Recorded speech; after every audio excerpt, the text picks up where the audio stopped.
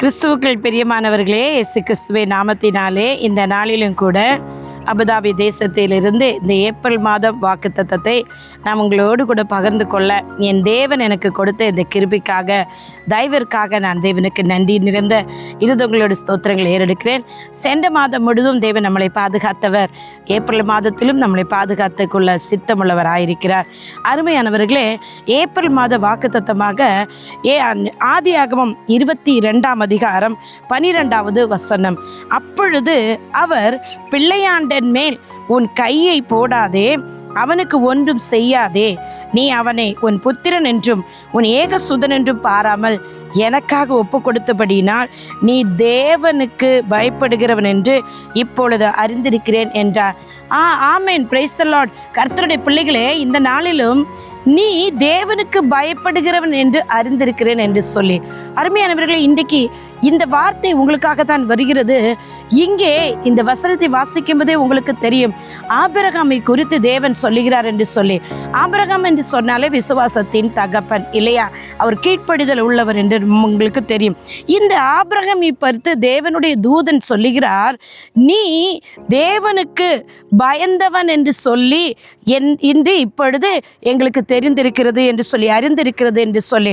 அருமையான தேவ ஜனமே, இங்கே ஏன் இந்த வார்த்தை இங்கு சொல்லப்பட்டது என்று பார்ப்போம் என்று சொன்னால், இந்த வேத பகுதி இந்த 22ஆம் அதிகாரம் முழுவதும் பார்த்தீர்கள் என்று சொன்னால் கிறிஸ்துவின் வெளிப்பாடாக காணப்படுகிறது, சுவிசேஷத்தின் வெளிப்பாடாக காணப்படுகிறது. இங்கே இந்த 22ஆம் அதிகாரத்தில் நீங்கள் பார்த்தீர்கள் என்று சொன்னால் 7வது வசனத்தில் அவர் தேவனாகிய கர்த்தர் தனக்கு கொடுத்த ஒரே மகன் ஏகசுதன், அதாவது ஈசாக்கை 2வது வசனத்திலும் தேவனாய் கர்த்தர் சொல்றார், உன் புத்திரன் உன் ஏகசுதன் உன்னுடைய நேசகுமாரனாகிய ஈசாக்கை நீ இப்பொழுது அழைத்து கொண்டு மோரியா தேசத்துக்கு போய் அங்கே நான் உனக்கு குறிக்கும் மலை ஒன்றின் மேல் அவனை தகன பலியாக பலியிடு என்று சொல்லுகிறார். எனக்கு அருமையானவர்களே, பிதாவாகிய தேவன் எத்தனை ஆண்டுகள் முடிந்து ஆபிரகாம் சாராள் அம்மாவுக்கு வயது சென்றவர்களாக இருந்து கர்த்தர் கொடுத்த வாக்குத்தத்தத்தின் சந்ததி தான் ஈசாக்கு. இந்த சந்ததியை தேவன் கேட்கும்போது அவருடைய மனநிலைமை எப்படி இருந்திருக்கும் யோசித்து பாருங்களேன். ஆனால் அவர் உடனே அங்கே என்ன செய்கிறார்? கீழ்ப்படுகிறார். அவர் கீழ்ப்படிந்து அந்த மகனை தேவனுக்காக தகன பலியாக ஒப்பு கொடுக்கும்படியாக அவர் அங்கே மகனை அழைத்து கொண்டு செல்கிறார். அதில் நீங்கள் பார்ப்பீர்கள் என்று சொன்னார், ஒருவேளை இந்த வசனத்தை கேட்கும்போது ஏன் தேவன் கொடுத்து விட்டு தன்னோட மகனை கேட்க வேண்டும் என்று சொல்லி நீங்கள் யோசிக்கலாம். இப்போ நீங்கள் இவ்வளோ தூரம் ஆபிரகாமை வர வைத்து நீ தேவனுக்கு பயப்படுறாய் என்று நான் அறிந்திருக்கிறேன் என்று சொல்லணுமா? இது நாம் என் தேவனுக்கு அவனுடைய இருதயம் தெரியாதா? இப்படியெல்லாம் நீங்கள் சொல்வீர்கள். ஆனால் 1 நாளாகமம் 28ஆம் அதிகாரத்தில் 9ஆம் வசனத்தில் நாம் வாசிக்கிறோம், சாமுவேலிடத்தில் தேவனாய் கர்த்தர் சொல்லுவார், சாலமன் இருதயங்களை தேவன் சோதித்தருகிறவர், உள்ளிந்திரியங்களை சோதித்தருகிறவர் என்று சொல்லி, நீ கர்த்தருடைய சத்தத்துக்கு கேட்டால் அவனோடு கூட இருப்பார், நீ கர்த்தருடைய சத்தத்தை கீழ்ப்படியவில்லை என்றால் அவர் உன்னை விட்டு போய்விடுவார் என்று சொல்லி. எனக்கு அருமையானவர்களே, இங்கே ஆபிரகாமுக்கு தெரியும், ஈசாக்குக்கும் தெரியும், தேவனாகிய கர்த்தர் ஒரு நோக்கத்தோடு தான் இதை சொல்லுகிறார் என்று சொல்லி, அதனால தான் அவருடைய சத்தத்துக்கு அவர்கள் இருவருமே கீழ்ப்படுகிறார்கள். இங்கே ஈசாக்கு தன் தகப்பனிடத்தில் அதே அதிகாரத்தில் கேட்கிறார். 7ஆம் வசனத்திலும் 8ஆம் வசனத்திலும் பார்த்தீர்கள் என்று சொன்னால், அவன் கேட்கும் பொழுது எல்லாம் இருக்குது, ஆனால் ஆடு இல்லையே என்று சொல்லி ஈசாக்கு கேட்பான். அந்த இடத்துல என் மகனே என்று அவரும் சொல்லுவார். ஈசாக்கு கேட்பான், என் தகப்பனே என்று சொல்லி. அப்போ அந்த தகப்பனுக்கும் மகனுக்குள் ஒரு உடன்படிக்கை இருக்கிறது, கவர்னண்ட் இருக்குது. அது பிதாவாகிய தேவனால் உண்டாக்கப்பட்டது. அதை ஒருவருமே என்ன செய்ய முடியாது, சேதப்படுத்த முடியாது. அவர்கள் அவ்வளவு ஸ்ட்ராங்காக இருக்கிறார்கள். இந்த ஆபிரகாமிடத்தில் நீங்கள் பார்ப்பீர் என்று சொன்னால், இந்த இடத்துல 3 காரியங்கள் நாம் பார்க்கிறோம். அவர் அர்ப்பணிக்கிறார், கீழ்ப்படுகிறார், அவர் தியாகம் செய்கிறார் இல்லையா? எல்லாரும் சொல்லலாம், ஆபிரகாம் விசுவாசித்தார், அது அவருக்கு நீதியாக எண்ணப்பட்டது என்று சொல்லி. எனக்கு அருமையானவர்களே, அவர் தியாகம் செய்தபடியினால் தன்னுடைய மகனுக்குள்ளும் அந்த குணாதிசயங்கள் செல்கிறது. என் தேவனாகி கர்த்தர் பிதாவாகிய தேவன் என் தகப்பனிடத்தில் கர்த்தர் பிதாவாகிய தேவன் என் தகப்பனிடத்தில் சொல்லியிருக்கிறார், அதனால நானும் கீழ்ப்படுகிறேன் என்று சொல்லி அவர் ஈசாக்கு ஒப்பு கொடுத்தபடினால் அவர் தகப்பன் சொல்லுகிறார். பாருங்களே, அந்த 8வது வசனத்தில் இவனமாக சொல்லப்பட்டிருக்கிறது, அதற்கு ஆபிரகாம் என் மகனே, தேவன் தமக்கு தகன பலியாக ஆட்டுக்குட்டியை பார்த்து கொள்வார் என்றான். ஆமென், அல்லேலூயா, ஸ்தோத்திரம். அது கர்த்தருடைய வேலை. அவர் சொல்லுகிறது நீயும் நானும் கீழ்ப்படிந்தோம் என்றால் அவர் அதற்குரிய காரியங்களை பார்த்து கொள்ளுவார் என்று சொல்லி அங்கே ஆபிரகாம் சொல்லுகிறார். எனக்கு அருமையான தேவ ஜனமே, தகப்பனும் மகனும் பார்த்து கொள்வார்கள் என்று சொன்னால் என்ன அர்த்தம்? யெகோவா ஈரே, சேனைகளின் தேவனாகிய கர்த்தர் மலை மீது ஆயத்தப்படுத்தி வைத்திருக்கிறார், அந்த மலைகள் மீது கர்த்தர் எழுந்தருள்வார் என்று சொல்லி ஆபிரகாம் தெரியும். எனக்கு பிரியமானவர்களே, உங்களுக்குள் அநேகர்கள் எழும்பலாம், ஏன் தேவனாகிய கர்த்தர் இந்த மாதிரியெல்லாம் சோதிக்கணுமா, தன் மகனை கொண்டு வந்து கடைசி வரைக்கும் சோதிக்கணுமா என்று நீங்கள் நினைக்கலாம். இங்கே பாருங்களேன், தேவனாகிய கர்த்தருக்கு தெரியும் ஆபிரகாமோட இருதயம். ஏனென்றால் அதனால் ஆபிரகாமுக்கும் தெரியும் தேவனுடைய இருதயம். இதே அதிகாரத்தில் ஆபிரகாம் தன்னுடைய வேலையாட்கள் இடத்தில் அவர் சொல்லுவார், நாங்கள் மலை மேலே போயிட்டு கீழே திரும்பி நானும் மகனும் வருவோம், நானும் பிள்ளையாண்டனும் அவ்விடம் மட்டும் போய் தொழுது கொண்டு திரும்பி வருவோம் என்று சொல்லி. அப்போ எந்த அளவுக்கு ஆபிரகாமுக்குள் விசுவாசம் இருந்தால் நாங்கள் தொழுது கொண்டு திரும்பி வருவோம் என்று சொல்லுகிறார். அப்போ இந்த இடத்துல வெளிப்படுகிறது என்ன என்று பார்ப்பீர்கள் என்று சொன்னார், தேவன் உங்களிடத்தில் ஒன்றை கொடுத்தால் அதை தேவன் உங்களிடத்தில் திருப்பி கேட்கிறார் என்று சொன்னால் அது தேவனுக்கு நீங்கள் கொடுக்க வேண்டும். உங்களோட தாளந்துகளாக இருக்கலாம், உங்களுடைய காணிக்கைகளாக இருக்கலாம், உங்களுடைய அபிஷேகமாக இருக்கலாம், உங்களுடைய அழைப்புகளாக இருக்கலாம், உங்களுடைய வேலை ஸ்தலத்தில் நீங்கள் ஊழியம் செய்யும்படி உங்களை கேட்கலாம். இப்படி அநேக காரியங்களை என் தேவனாகிய கர்த்தர் நம்மிடத்தில் அவர்தான் கொடுத்திருக்கிறார். நம்மிடத்தில் இருக்கிற எல்லாமே அவருடையதான். இன்றைக்கு அறிவினாலும் புத்தினாலும் ஞானத்தினால் நிரப்பப்பட்டிருக்கும் என்றால் எல்லாம் அவருடைய தான். எனக்கு அருமையானவர்களே, இங்கே தேவன் முன் குறித்திருக்கிறார். இந்த இடத்துல அவர் தூதன் வந்து நீ தேவனுக்கு பயப்படுகிறவன் என்று இப்பொழுது அறிந்திருக்கிறேன் என்று சொல்லி, இன்றைக்கு இந்த வேத பகுதியை நீங்கள் வாசிக்கும் போது எல்லா மாதமும் நிறைய வாக்குத்தத்தங்கள், உனக்கு அதை தருவேன், இதை தருவேன், அப்படி தருவேன், இப்படி தருவேன், எல்லா வாக்குத்தத்தங்களும் நீங்கள் எதிர்பார்ப்பீங்க. ஆனால் தேவனுக்கு பயப்படுகிறவன் என்று சொல்லி உங்களை பார்த்து தேவனோட சமூகத்திலிருந்து குரலை கேட்கிற மாதம். இங்கே ஈசாக்கை அழைத்து கொண்டு அவர் என்ன சொல்லுகிறார் இல்லையா, 3 நாள் பிரயாணப்படுகிறார். இது கிறிஸ்துவின் வெளிப்பாடுங்க. இந்த இடத்துல கிறிஸ்து 3 நாள் கல்லறையில் அடைக்கப்பட்டு உயிர்த்தெழுப்பப்பட்டார். இங்கே 3 முறை பாருங்களேன், 3ஆம் நாளில் ஆபிரகாம் தன் கண்களை எடுத்து பார்க்கிறார், தூரத்தில் அந்த இடத்தை கண்டார். ஸோ மலையின் மீது செல்கிறது. இயேசு கிறிஸ்து நமக்காக கல்வாரி சிலுவையில் அறையப்பட்டு கொல்கதா மலையில் தூக்கிலிடப்பட்டு அந்த செய்தி இன்றைக்கு நமக்கு வெளிப்படுத்துகிறது. கிறிஸ்து இங்கே பிரதிபலிக்கிறார் நம்முடைய வாழ்க்கையில். எனக்கு அருமையான தேவ ஜனமே, ஆபிரகாமோட தேவனாகிய கர்த்தர் ரேமானா ஷாந்தரக தூனகா நிசீதிரிபா, ஆபிரகாமோட தேவன் சொல்லுகிறார், நீ உன்னுடைய ஏகசுதன் ஏகபுத்திரன் என்று கொண்டு பார்க்காமல் எனக்காக நீ ஒப்பு கொடுத்தாய், அதனால நான் உன்னை ஆசீர்வதிக்கிறேன் என்று சொல்றார். அந்த இடத்துல தேவன் பிள்ளையாண்டின் மேல் கையை போடாதே என்று சொல்லுகிறார்.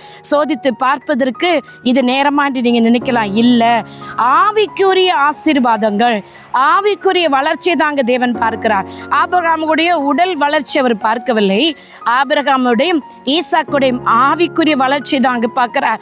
நீங்க இதை பார்ப்பீர்கள் என்று சொன்னால் ஆதியாகமம் 3ஆம் அதிகாரத்தில் நாம் பார்க்கிறோம், ஆதாம் ஏவாளை இல்லையா, அவர்கள் தேவனை பார்த்து ஒளிந்து கொண்டு விடன, ஆதாமே நீ எங்கே இருக்கிற என்று கேட்கிறார். எங்கே இருக்கிற என்று கேட்டார் என்ற என்ன காரியம்? எங்கே இருக்கிறன்னு சொன்னால் அவனோட மாம்ச சரீரம் ஒளிந்து கொண்டிருக்கிற தேவனுக்கு தெரியாதா? தெரியும்.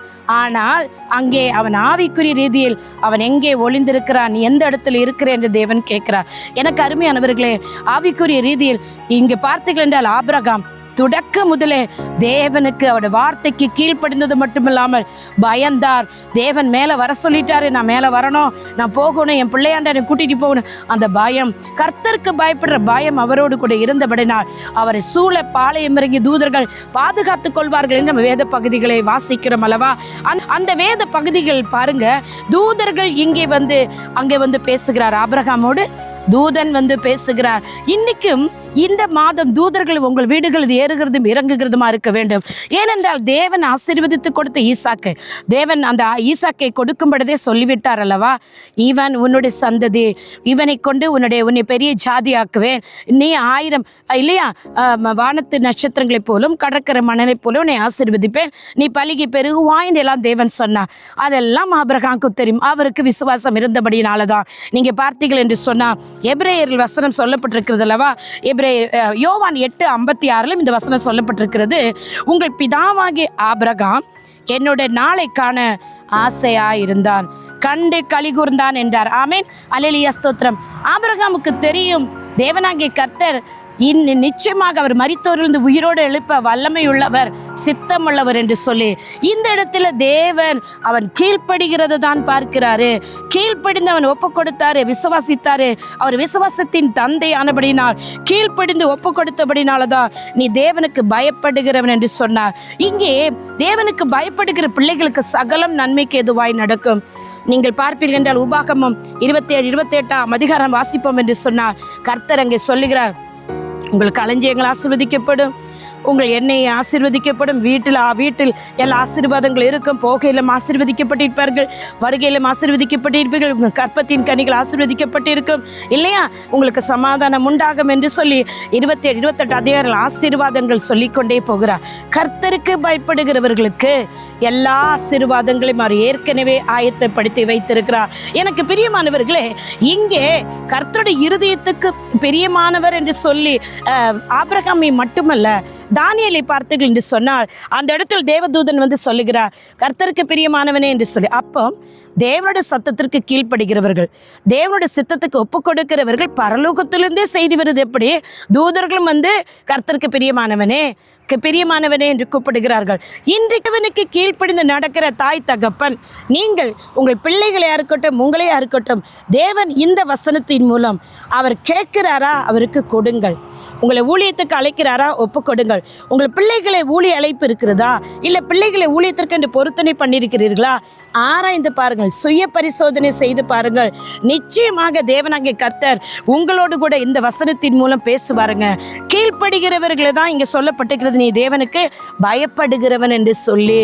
தேவனுக்கு பயந்து நடக்கிறேன், நான் தண்ணி அடிக்க மாட்டேன், சிகரெட் வலிக்க மாட்டேன், ஒழுங்கா சர்ச்சைக்கு போகிறேன், இதெல்லாம் கிடையாது. கர்த்தர் ஒன்றே உங்களிடத்தில் கேட்டிருந்தா அந்த வார்த்தைக்கு நீங்கள் ஒப்பு கொடுப்பீர்கள் என்று சொன்னார். அவர்களை பார்த்து தான் தேவன் சொல்லுகிறார், தேவனுக்கு பயப்படுகிறவர் என்று சொல்லி. ஏனென்றால் கர்த்தருக்கு பயப்படுகிற பயம் இருக்கணும் நமக்குள்ள எப்பவுமே. ஏனென்றால் ஒரு வருகை அதி சீக்கிரமாக இருக்குது. இந்த மாதம் நாம் எல்லாரும் கிறிஸ்து இயேசு நமக்காக மரித்தார், நமக்காக பாடுகள் பட்டார், மரித்தார், உயிர்த்தெழுந்தார் என்று சொல்லி இந்த 40 நாளுக்கு உபவாசம் பண்ணி நீங்கள் செபிக்கும் போது நீங்கள் தேவனுக்காக எதை விட்டு கொடுக்க போகிறீர்கள்? பிதாவாகிய தேவனுடைய சித்தத்தின்படி இயேசு கிறிஸ்து நமக்காக பூமியில் வந்து பாடுகள் பட்டார், அவர் சிலுவையில் அறையப்பட்டார், மரித்தார், உயிர்த்தெழுப்பப்பட்டார். அந்த கிறிஸ்து உங்களுக்காக சிலுவையில் தியாகம் பண்ணினாருங்க. அவருடைய மகிமையின், தேவனுடைய மகிமையின் ஐஸ்வர்யத்தினால நம்முடைய குறைவுகளும் தேவைகள் எல்லாம் கிறிஸ்து இயேசுவுக்குள் நிறைவாகும், சந்தோஷமாய் நமக்கு எல்லாவற்றை பெற்றுக்கொள்ளும் வேதவசனம் சொல்லியிருக்கிறது. அப்படிப்பட்ட ஒரு ஆசீர்வாதத்தை நாம் பெற்றுக்கொள்ள வேண்டும் என்பதற்காகவே கிறிஸ்து பிதாவாகிய தேவன் தம்முடைய ஏககுமாரன் ஏக சுதனாய் கிறிஸ்துவை நமக்காக சிலுவையில் அறிவிப்பு கொடுத்தார். அந்த கிறிஸ்து இயேசு இன்றைக்கு பரலோகத்திலிருந்து உங்களை என்னை பார்த்து கொண்டிருக்கிறார். நீ என்னுடைய ஊழியத்தை செய்ய ஆயத்தமா, எனக்கு ஊழியம் செய்ய ஆயத்தமா என்று உங்களை பார்த்து தான் கேட்கிறார். உங்களுடைய காணிக்கைகளால் கர்த்தரை நீங்கள் கனப்படுத்தலாம். உங்களுடைய காணிக்கைகளால், தசம்பாங்களாலும் காணிக்கைகளாலும் தேவனுக்கு ஊழியம் செய்யலாங்க. எத்தனையோ பேர் காணிக்கைகளின் பொருத்தனைகளை செய்து கொடுக்காமல் இருக்கிறீர்கள். இங்கே பாருங்கள், ஆபிரகாம் தேவன் கேட்ட உடனே அவர் அதை போய் செய்கிறார். ஈசாக்கை தேவனுக்காக பலி கொடுக்க போகிறார். போகும்போது விசுவாசத்தோட பாருங்கள், ஆபிரகாம் தேவன் கேட்ட உடனே அவர் அதை போய் செய்கிறார். ஈசாக்கை தேவனுக்காக பலி கொடுக்க போகிறார். போகும்போது விசுவாசத்தோட சொல்லுகிறார், கர்த்தருடைய பர்வதத்தில் பார்த்து கொள்ளப்பட வேண்டும். யெகோவா ஈரே, இன்றைக்கும் உங்களுக்கும் என்னென்ன தேவைகள் இருக்கிறதோ கர்த்தருடைய சத்தத்துக்கு கீழ்ப்படிந்து உபவாசம் பண்ணி ஜெபித்து ஆராதி கர்த்தர் எதெல்லாம் சொல்கிறாரோ அந்த ஊழியங்களை செய்யுங்க. கர்த்தருக்காக உங்களோட தாளந்துகளை பயன்படுத்துங்க. யெகோவா ஈரே, அவர் சகலவற்றையும் பார்த்து கொள்ளுவார். யாருக்கு தெரியுமா? கர்த்தருக்கு பயப்படுகிற பிள்ளைகளுக்கு தான் அவர் எல்லாவற்றையும் பார்த்து கொண்டிருக்கிறார். ஏனென்றால் நம் தேவனுடைய கண்கள் பூமி எங்கும் உலாவிக் கொண்டிருக்கிறது. எனக்கு அருமையானவர்களே, இந்த வசனத்தின்படி அநேக வாக்குத்தத்தங்களை கேட்டிருப்பீங்க, எனக்கு இது வேணும் அது வேணும்னு. ஆனால் தேவனே, எனக்குள்ளும் என் இருதயத்துக்குள்ளும் உமக்கு பயப்படுற பயம் உண்டாகட்டும் இயேசுவே என்று சொல்லி உங்களை ஒப்பு கொடுப்பீர்களா? கர்த்தருக்கு பயப்படுற பயம் எனக்கு வரட்டும் என்று நீங்கள் ஒப்பு கொடுப்பீர்களா? நிச்சயமாக கர்த்தர் உங்களை பெரிய மனிதனாக்குவார், உங்களை ஆசீர்வதிப்பார், உங்களை பெருக செய்வார், உங்களுடைய எல்லைகளை விரிவாக்குவார். எப்படி ஆபிரகாம் மூலமாக ஆபிரகாம் கீழ்ப்படிஞ்சதுனால இங்கே தேவனாகிய கர்த்தர் ஆபிரகாமுக்கு அங்கே ஒரு டெஸ்ட் வச்சது மட்டும் இல்லைங்க. ஆபிரகாமை நான் உன்னை நேசிக்கிற நீ உண்மையுள்ளவன் என்று நீ அறிந்து கொள்ளும்படியாக தான் இதை செய்தேன் என்று கூட அப்போ தேவன் செய்திருக்கலாம். அருமையான தேவ ஜனமே, உங்கள்கிட்ட என்ன இருக்குன்னு கர்த்தருக்கு தெரியும். நம்முடைய இருதயங்களை உள்ளிந்தரிகளை சோதி தருகிறவர். நீங்கள் இன்றைக்கு மனிதர்களுக்கு முன்பாக நல்லவர்கள் என்று சொல்லி பேர் வாங்க பெரிய விஷயம் இல்லை. தேவனுக்கு முன்பாக நீ உண்மையுள்ளவன், நல்லவன், கர்த்தருக்கு பயப்படுவங்கிற பேர் வாங்க விடுங்க. மனுஷனுக்கு பயப்படுற பயம் கண்ணீர் தான் வர வைக்குங்க. கர்த்தருக்கு பயப்படுங்க.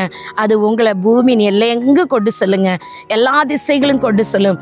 இந்த மாதம் தேவனுக்காக உங்களை ஒப்புக்கொடுங்க, அர்ப்பணிங்க. ஒரே ஒரு கதையை நான் உங்களுக்கு சொல்ல விரும்புகிறேன். ஒரு மனிதன், 2 மலைகள் இருந்தது. அந்த 2 மலைகளிலும் பயங்கரமாக நீர்வீழ்ச்சி காணப்பட்டது. அந்த நீர்வீழ்ச்சி ஏறக்குறைய 100 அடி தாளமாக அந்த தண்ணீர் விழுந்து கொண்டிருந்தது. அந்த தண்ணீருக்கு மேலே 2 மலைகளுக்கு நடுவில் அவன் கயிறை வைத்து அந்த கயிறை கட்டி அந்த மலைக்கு நடுவில் அந்த தண்ணீருக்கு மேலே நடந்து கொண்டிருந்தான். பிரியமானவர்களே, அவன் தனியாக நடந்து பிறகு சைக்கிளை வைத்து நடந்து கொண்டிருந்தான். அவன் நடந்து கொண்டு இருந்து ஜனங்களை பார்த்து கேட்டான்.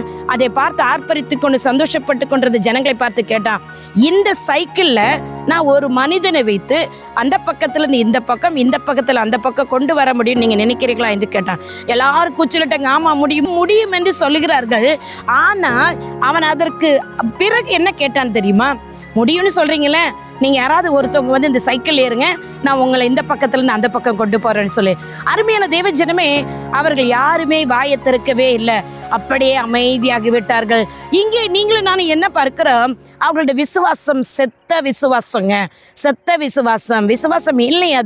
அதற்கு பேர் விசுவாசம் இல்லைங்க. இன்றைக்கும் தேவ ஜனமே, தேவன் உங்களிடத்தில் இந்த ஏப்ரல் மாதம் எனக்காக இதை கொடு, எனக்காக இதை செய்ய அப்படி என்று கேட்டுவிட்டார் என்றால் அது கொடுக்கிறதற்கு நீங்கள் தயாராங்க. கீழ்ப்படிங்க. கர்த்தர் நிச்சயமாக உங்களை ஆசீர்வதிப்பார். உங்கள் எல்லைகளை விரிவாக்குவார். உங்களை ஊழியங்களை பெரிதாக்குவார். உங்களை பிள்ளைகளை ஆசீர்வதிப்பார். உங்களை எல்லா விதத்திலும் ஆசீர்வதிப்பார். கர்த்தர் தாமே உங்களை ஆசீர்வதிப்பாராக. உங்களுடைய சகோதரி evangelist Sheela Rosario. God bless you all. Amen.